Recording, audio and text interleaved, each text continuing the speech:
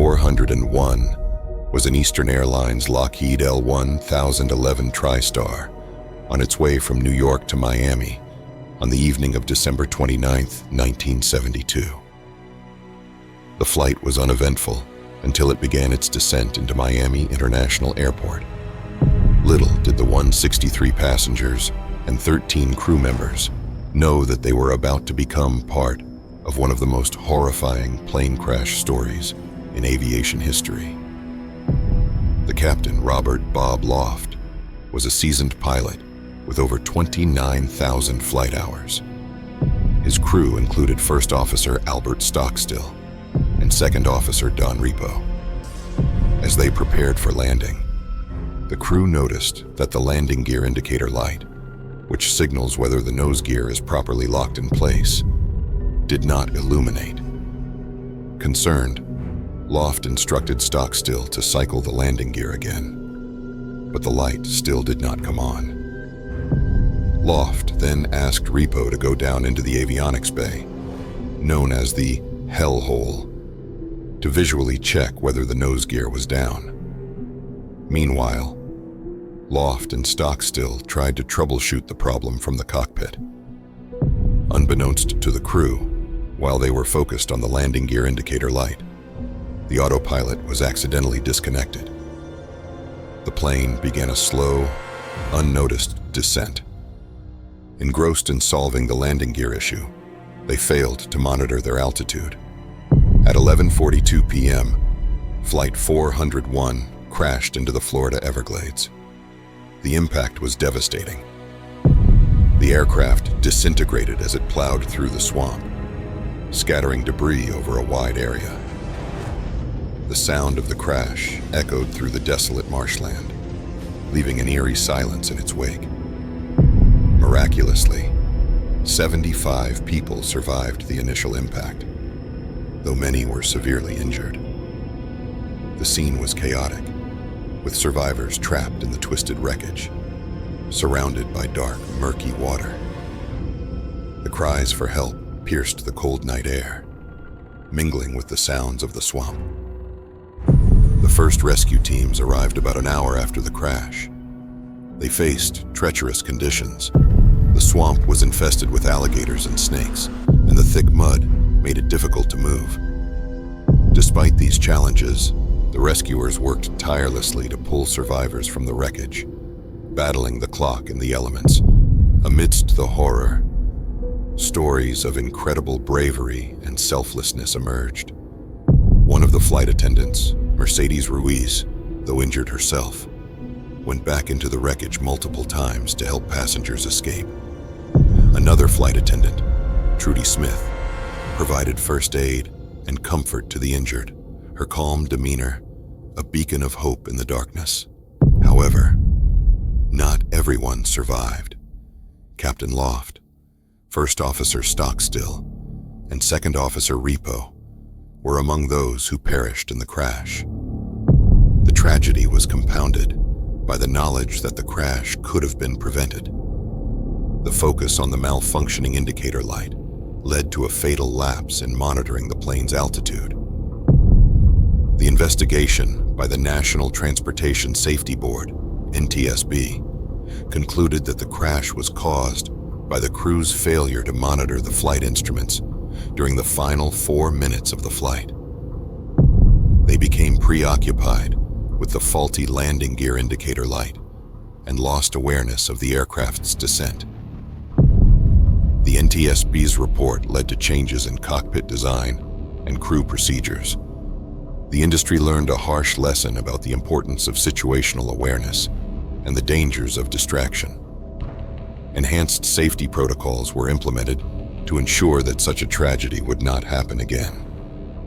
However, the horror of Flight 401 did not end with the crash and its immediate aftermath. In the months and years following the disaster, eerie stories began to circulate among Eastern Airlines employees.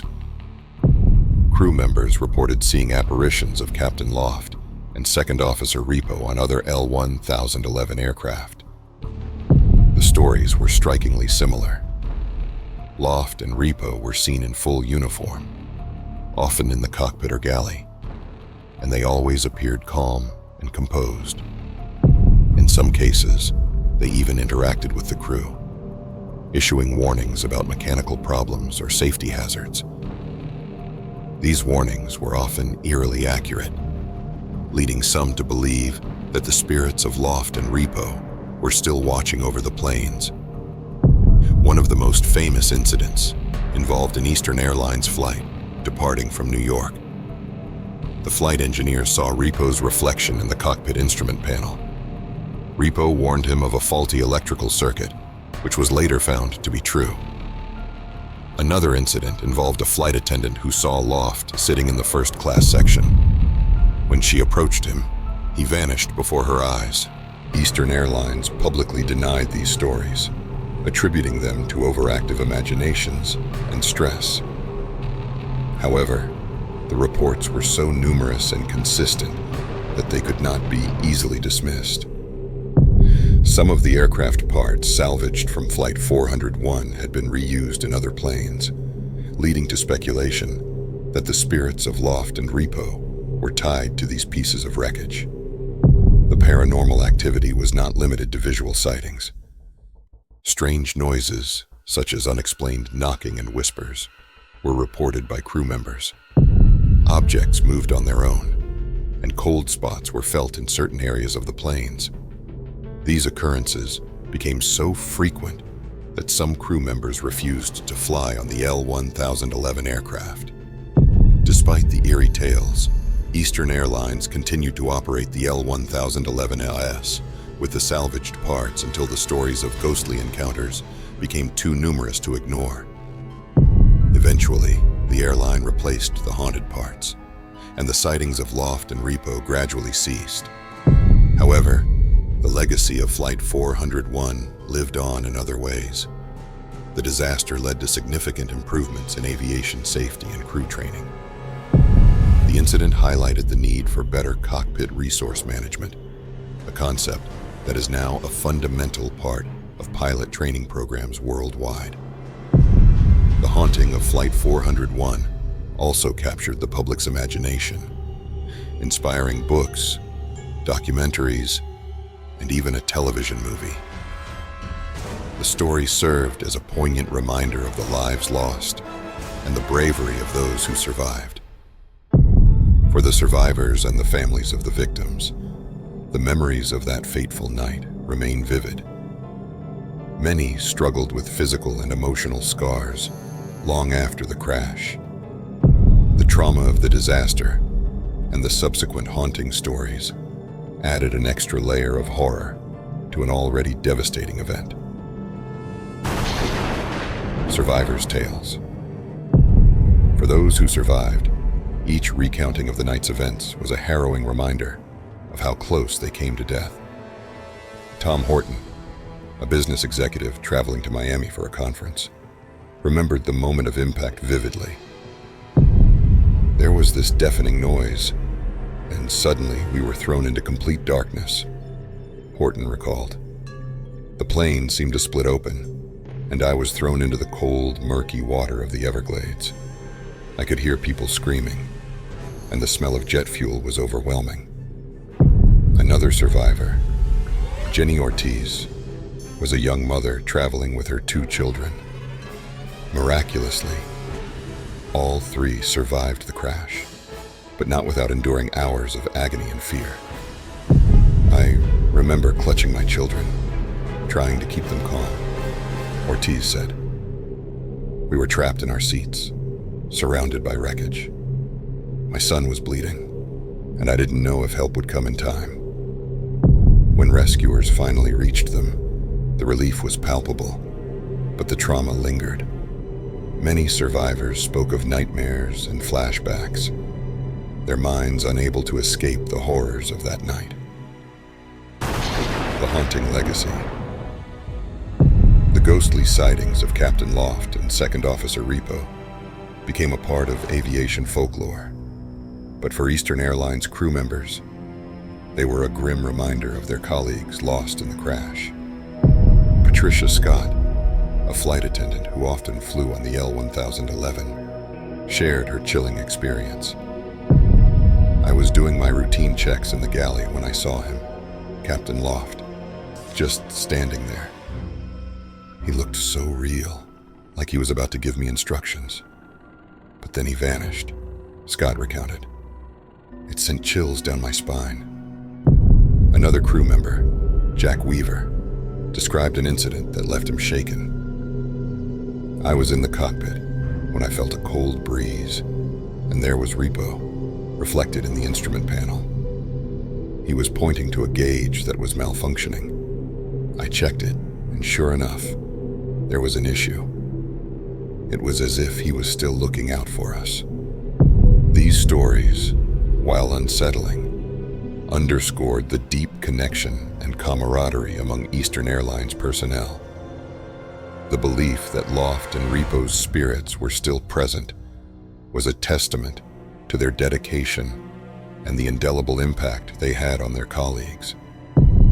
The memorial. In the years following the crash, the survivors and families of the victims came together to honor those lost. A memorial was established near the crash site in the Everglades, a solemn place where people could pay their respects. Every year on the anniversary of the crash, a ceremony is held, attended by survivors, family members, and former Eastern Airlines employees. They gather to remember the victims and to support each other, sharing stories and keeping the memory of Flight 401 alive. Changes in aviation. The crash of Flight 401 led to significant changes in the aviation industry. The introduction of cockpit resource management, CRM training, was one of the most important developments. CRM focuses on communication, teamwork, and decision-making in the cockpit, aiming to prevent the kind of distraction and loss of situational awareness that led to the Flight 401 disaster. Today, CRM is a standard part of pilot training programs worldwide. The lessons learned from Flight 401 have undoubtedly saved countless lives, making air travel safer for everyone. Conclusion. The true horror of Flight 401 lies not only in the crash itself, but also in the haunting aftermath that left an indelible mark on all who were touched by the tragedy. The story of Flight 401 is a chilling testament to the unforeseen consequences of human error and the mysterious ways in which the past can continue to affect the present. The legacy of Flight 401 serves as a powerful reminder of the fragility of life and the enduring impact of those we lose. The bravery of the survivors and rescuers, the changes in aviation safety, and the haunting tales of ghostly pilots all contribute to the story's lasting significance. As aviation technology and safety protocols continue to evolve, the lessons learned from Flight 401 remain a cornerstone of pilot training and air travel safety. The tragedy has inspired not only improvements in the industry, but also a sense of respect and remembrance for those who perished. The memorial in the Everglades stands as a testament to the lives lost and the resilience of those who survived. It is a place of reflection and healing, where the memory of Flight 401 is kept alive for future generations. Through the stories of those who lived through it and the changes it inspired, the legacy of Flight 401 continues to shape the world of aviation and remind us of the importance of vigilance, compassion, and respect for the lives we carry with us. If you enjoyed this story, make sure you like, subscribe, and hit that notification bell. We'll be back with more fascinating stories from the world of crime. Until then, stay curious and stay safe.